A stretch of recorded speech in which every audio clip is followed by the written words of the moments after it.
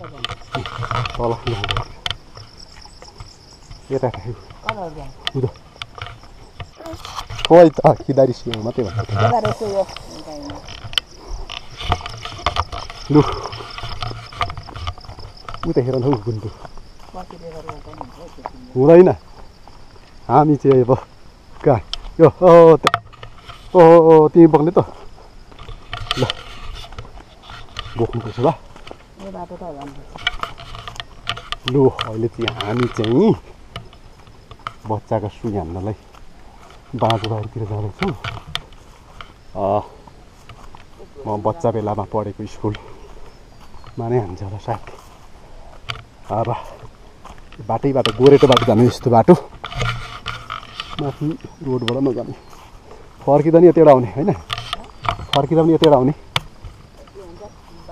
यतिवटा आउनुपर्छ अब लो जाउँ है त यस्तो छ बाटो यो नयाँ रोड अस्ति खनेको होइन अनि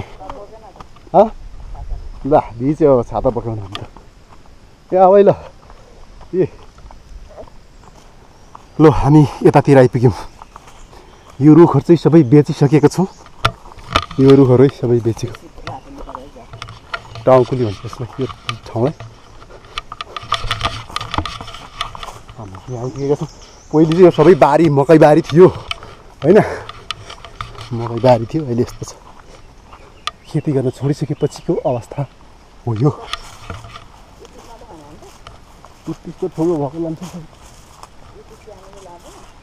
सानो पनि लान्छ 14 इन्चदेखि सबै काम गर्छ अरे कति भन्दै थियो हो त म त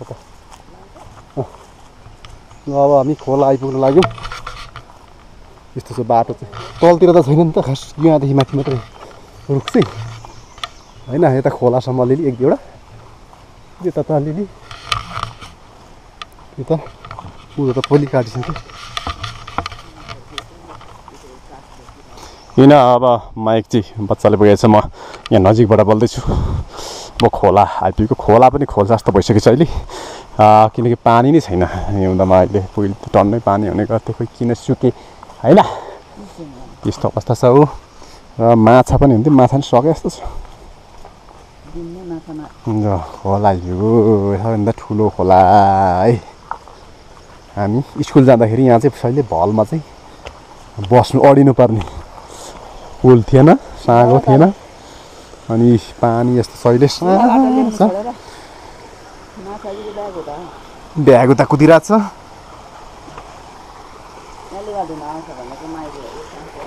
यिनै लुगा धुन आउनु पर्ने हुन्छ पानी छैन रोड खनिसकेपछि यो बाटोमा मान्छे हिँड्नै छोडिसकेको छ यस्तो चाहिँ घाँसै घाँस बाटै हराएछ नि होइन ल यस्तो भन्छ है ल बाटो हराएछ अब ल त पारिबाट हामी पारीको बारीमा आइपुग्यौँ यस्तो छ यतातिर मकैको बोटहरू होइन अब ठ्याक्क फेरि अलिकति अगाडि गयौँ भने हामी बाँझो भएको बारी पुग्छौँ त्यो चाहिँ हाम्रो फेरि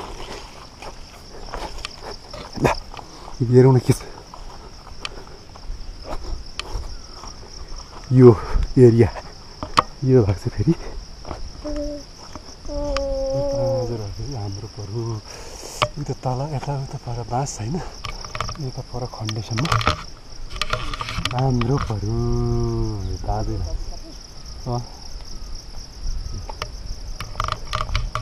तल झर भाइ ल है खेती नगरेर यस्तो छ अवस्था अहिले हामी डाँडा घरमा आइपुग्यौँ यसो पार्लेको रुखहरू थियो यो ल्याउनु न मलाई ल्याउनु मलाई ल मलाई यताको दृश्यहरू हेर्दैछौँ हामी है आउँदै रहेछ है ल आउँदै रहेछ हिँड्ने आउनु आउनुहोस् सजिलै छ बाटो आउनु बाँझबारी आइपुग्नु लाग्यो अब त पट पर 5 मिनट जति लाग्ने यहाँबाट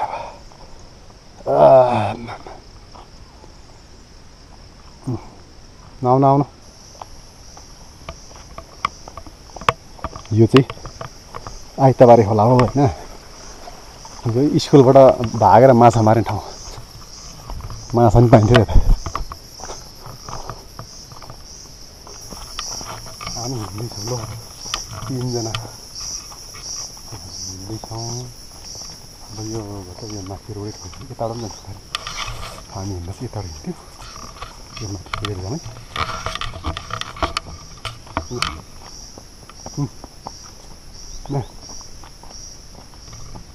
गल्नुभयो हिँड्दा हिँड्दा गल्नुभयो है हिँड्दा हिँड्दा गल्नुभयो त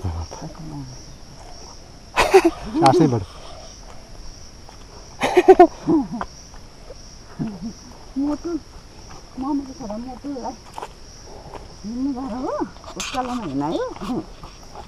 ठेपुलमा तर्नुहोस् यसलाई काठे पुल भनिन्छ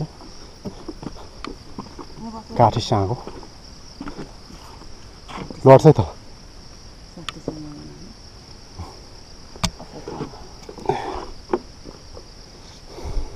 के अरे हाल्थ्यो ल ल ल हामी यता लाग्यो यता जाने कि यता जाने अरे माथि चाहिँ मेन रोडबाट भयो तल चाहिँ गोरेटो सोरेटो ल हामी बाँझबारी आइपुग्यौँ है स्कुलले हामी पढ्ने पहिले बच्चा हुँदा नयाँ भवन हो त्यो सेतु देखिने होइन त्यो त्यसो छ है कुरो भ्याक्सिन कहाँ हान्छ स्कुलमै है कता केम्बो फलेर चाहिँ किम्बो हाने केम्बो ल खेलाउनु चाहिँ खेलाउनु ल ल हाल्दे भयो हाल्यो भने मसँग नआउने रे बोक्नु ल अहिले हामी स्कुलमा त आइपुग्यौँ तर खोप भ्याक्सिन कता हुन्छ स्कुलमै भन्ने कुरो बुझ्यो हेरौँ है त मान्छे देखेको छैन स्कुल चाहिँ यो कहाँ चाहिँ हो त खोइ मान्छे छैन त मान्छे छैन खोइ चुइक्क छैन त नि चुइक्क यो चाहिँ हामी बच्चा बेला पढेको स्कुल हो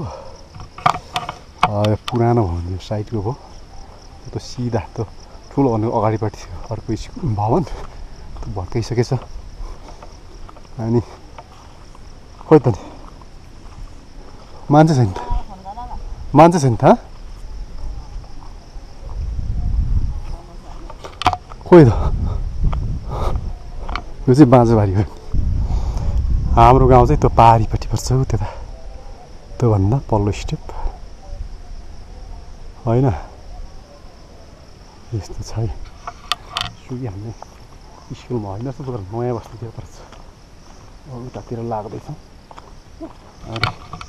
यो बाँझबारी भन्ने ठाउँ अब यस्तो छ ए पर रहेछ है हो त्यहाँ परै रहेछ है सुगाने ठाउँ चाहिँ भ्याक्सिन यो बाँझबारी यस्तो खतरा छ यो जान चाहिँ ल हेरौँ ल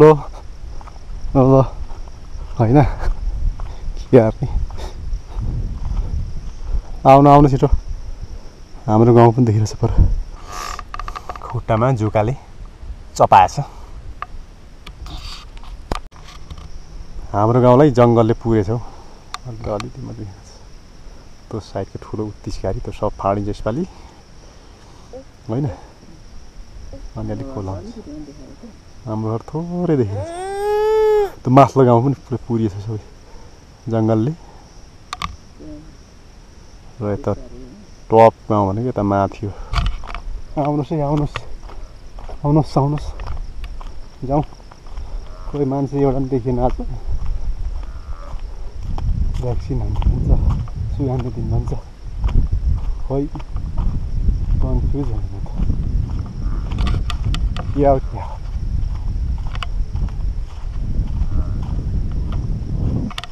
ऊ त गाउँमा हाल्छ भन्छ नयाँ बस्तीमा त्यो पल्लो सहरमा होला तर मान्छे देखिँदैन फेरि। सुई हान्ने मान्छे झर्दैछ भ्याक्सिन खोप हान्ने बल्ल देखियो।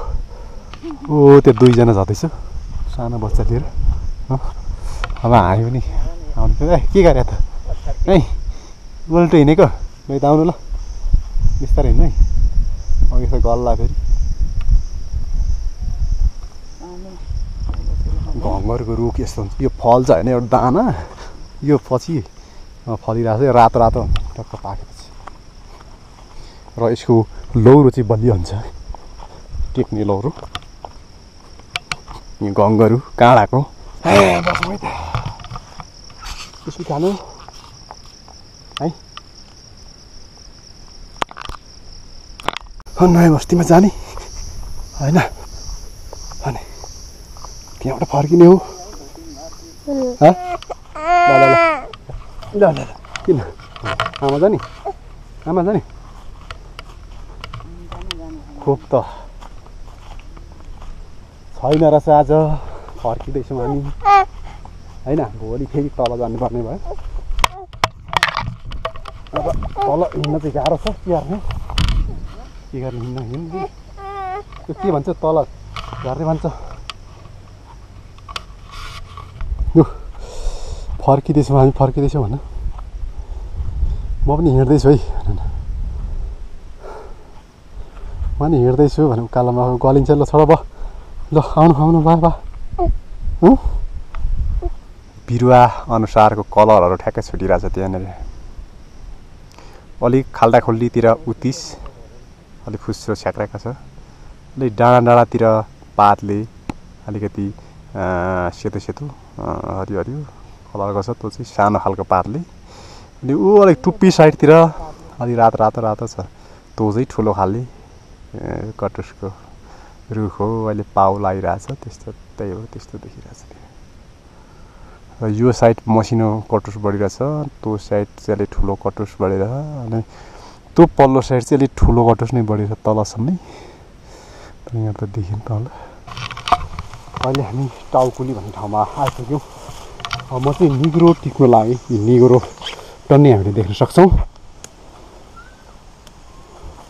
घरमा लगेर खाने हो यसलाई होइन। यस्तो हुन्छ निगुरो चाहिँ। उहाँहरू हिँड्दै हुनुहुन्छ मेरो अघि अघि होइन हो।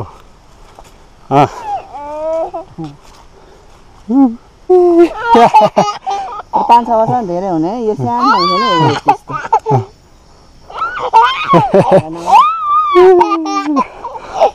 यस्तो नि बेच्न हुन्छ त काठमाडौँमा के हो त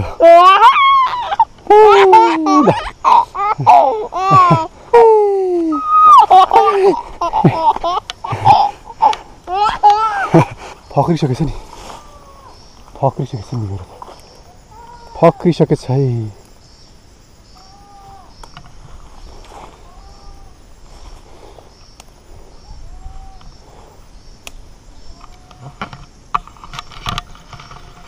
यता पनि छ यहाँ फक्रिसकेछ। टुप्पी टुप्पी होला नि।